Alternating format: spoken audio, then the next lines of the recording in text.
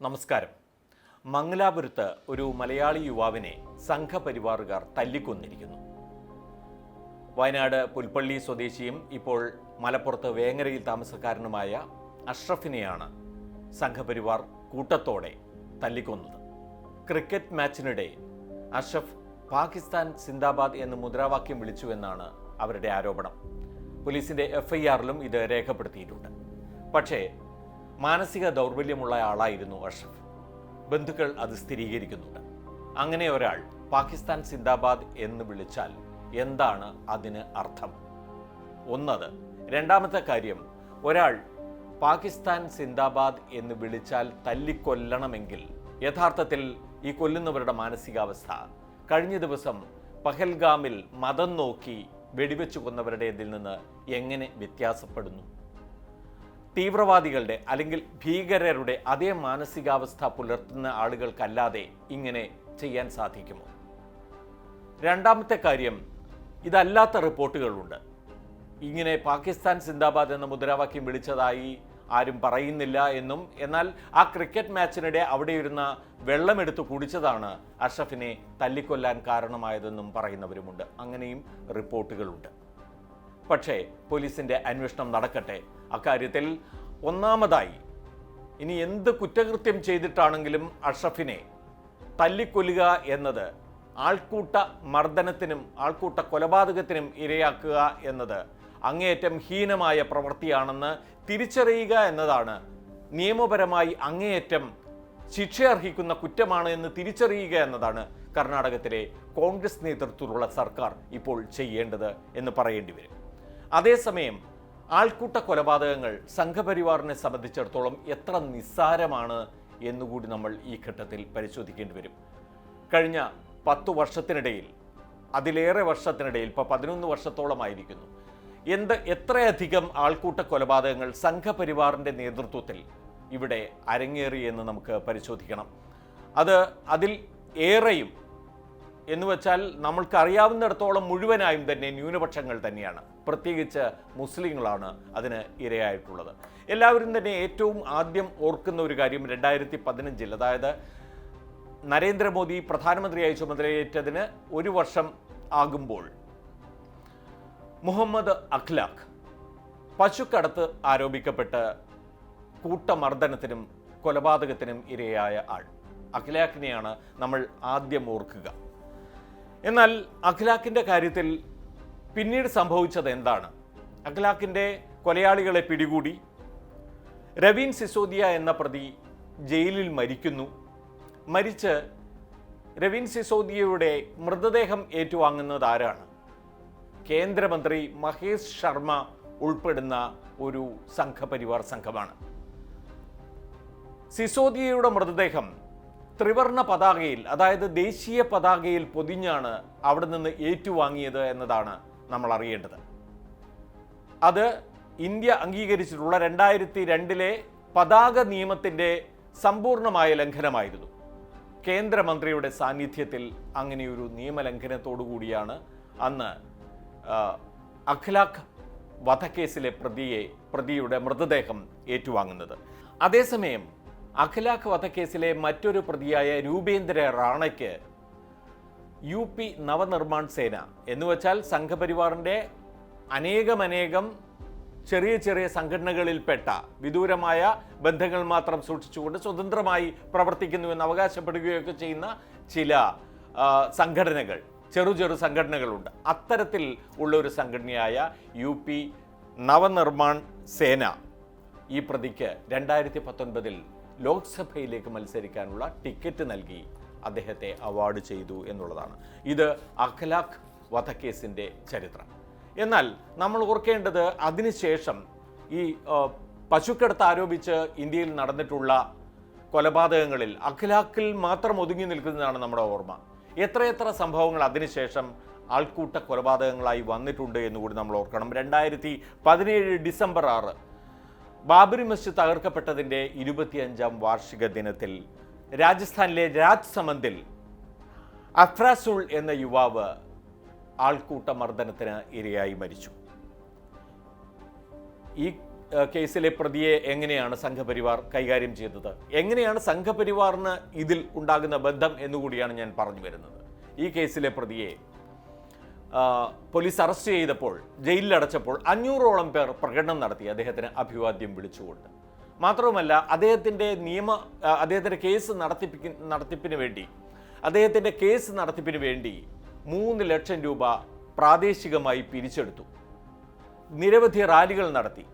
ഇതുമായി ബന്ധപ്പെട്ട് സംഘർഷമുണ്ടാകുമെന്ന് കണ്ടപ്പോൾ ഉദയ്പൂരിൽ 144 പ്രഖ്യാപിച്ചു പോലീസ്. പക്ഷേ അത് ലംഘിച്ചും അവിടെ ചെന്ന് അവർ കുഴപ്പമുണ്ടാക്കാൻ നോക്കി എന്നുള്ളതാണ്. അപ്പോൾ ഈ പ്രതിയെ, അതായത് ശംഭുലാൽ റഗാർ എന്നാണ് ഈ പ്രതിയുടെ പേര്. ഈ പ്രതിക്കും 2019 UP നവനിർമ്മാൺ സേന 2019 ലോക്സഭാ തെരഞ്ഞെടുപ്പിൽ മത്സരിക്കാൻ ടിക്കറ്റ് നൽകി എന്നതാണ് നാം കാണേണ്ടത്. അതുകൂടാതെ ആ വർഷത്തെ രാമനവമി ഘോഷയാത്രയിൽ ഇദ്ദേഹത്തിൻ്റെ വേഷം ധരിച്ച ഒരാളെ വലിയ തരത്തിലുള്ള ഇമേജോടുകൂടി, വലിയ പ്രതിച്ഛായ നൽകുന്ന രീതിയിൽ എഴുന്നള്ളിക്കുകയും ചെയ്തു എന്നാണ് നാം ഓർക്കേണ്ടത്. 2018 വന്നാൽ ഏതാണ്ട് സംഭവങ്ങൾ ഇതേ പാറ്റേണിൽ ആവർത്തിക്കുകയാണ്. 45 വയസ്സുള്ള അലിമുദ്ദീൻ അൻസാരിയെ കൊന്ന കേസിലെ 8 പ്രതികളെ ജയിലിൽ നിന്ന് ജാമ്യം നേടി വരുമ്പോൾ സ്വീകരിച്ചത്, നേരത്തെ പറഞ്ഞല്ലോ, മഹേഷ് ശർമ്മ എന്ന കേന്ദ്രമന്ത്രി ത്രിവർണ്ണ പതാകയിൽ പൊതിഞ്ഞ് മൃതദേഹം സ്വീകരിച്ചു എന്ന്. സമാനമായ രീതിയിൽ ഈ പ്രതികളെ, മരിക്കാത്ത പ്രതികളാണല്ലോ, അതുകൊണ്ട് ഹാരമണിയിച്ച് സ്വീകരിച്ചത് കേന്ദ്രമന്ത്രി ജയന്ത് സിൻഹയാണ്, കേന്ദ്ര സഹമന്ത്രി ജയന്ത് സിൻഹ. അപ്പോൾ ഇതൊരു പാറ്റേൺ ആണ്. തല്ലിക്കൊല്ലുക, ജയിലിൽ പോവുക, ജാമ്യം കിട്ടി പുറത്തു വരുമ്പോൾ അവരെ ഹാരമണിയിച്ചും ദേശീയ പതാക പതിപ്പിച്ചും സ്വീകരിക്കുക, അവർക്ക് പിന്നീട് ലോക്സഭയിലേക്ക് മത്സരിക്കാൻ ടിക്കറ്റ് നൽകുക. ഇതൊക്കെ തന്നെയാണ് ആ നരേന്ദ്രമോദി സർക്കാരിൻ്റെ ആദ്യ ഊഴത്തിൽ നടന്നത് എന്ന് നമ്മൾ കാണണം. ഈ ആദ്യ ഊഴം എന്ന് പറയുമ്പോൾ യഥാർത്ഥത്തിൽ നമ്മൾ ഓർക്കേണ്ടത്, ഈ പശു കൊലപാതകമാണ് യഥാർത്ഥത്തിൽ അഖിലാഖിൽ നിന്ന് തുടങ്ങുന്നത്. അതിനു മുന്നേ തന്നെ 2014 തന്നെ നരേന്ദ്രമോദി അധികാരം ഏറ്റെടുത്ത 1 മാസത്തിനുള്ളിൽ തന്നെ സംഘപരിവാർ ആൾക്കൂട്ട കൊലപാതകം നടത്തിയിട്ടുണ്ട്.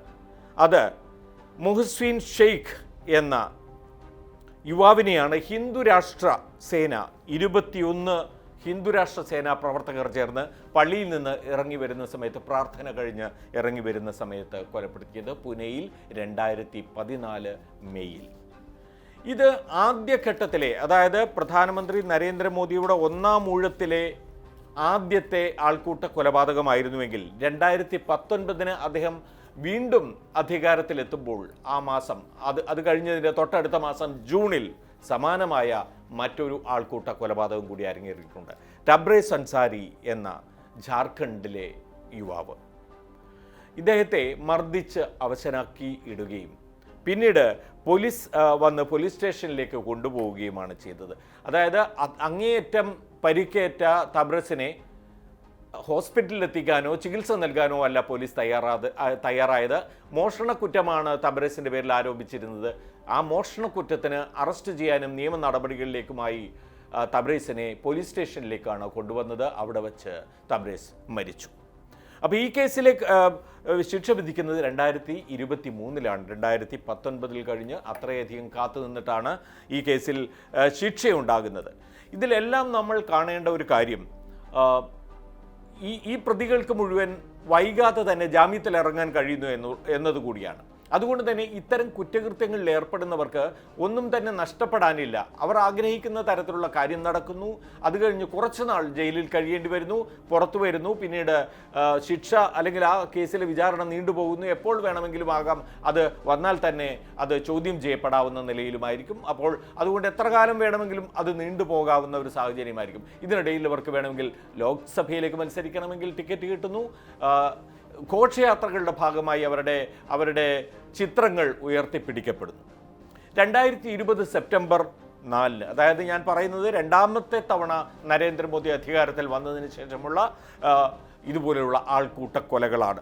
പശ്ചിമ UPയിൽ അയോൻല എന്ന സ്ഥലത്ത് ബാസിദ് ഖാൻ കൊല്ലപ്പെട്ടു. ഇദ്ദേഹത്തെ പോലീസ് എത്തിയാണ് കഷ്ടിച്ച് രക്ഷപ്പെടുത്തിയത്. പക്ഷേ വീട്ടുകാർക്ക് ഇദ്ദേഹത്തെ കൈമാറി അടുത്ത ദിവസം മരണപ്പെടുകയും ചെയ്തു. ഇത് 2020 സെപ്റ്റംബർ 4.